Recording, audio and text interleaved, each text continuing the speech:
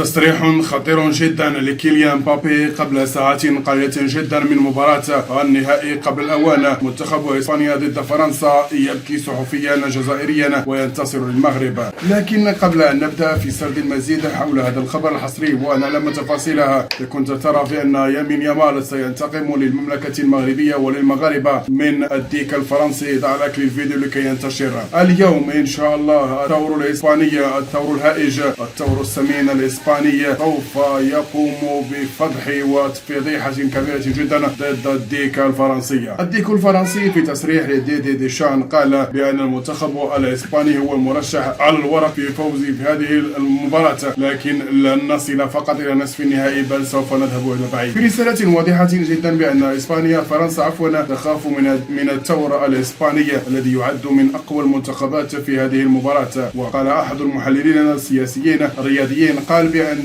من يستطيع إيقاف فرنسا هو المنتخب الإسباني فقط.